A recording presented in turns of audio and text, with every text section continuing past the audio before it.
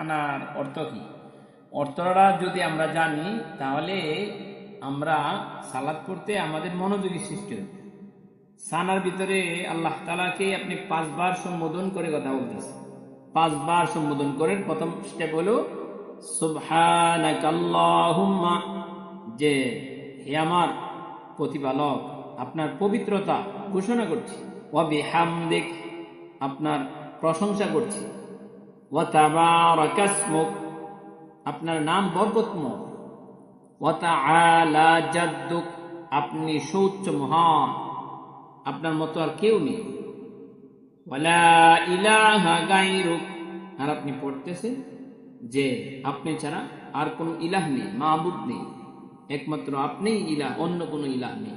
তাহলে আপনি আপনি আপনি করে সরাসরি আল্লাহ তাআলার কাছে 5 বার আপনি এই সানার ভিতরে কথা বলতেছেন।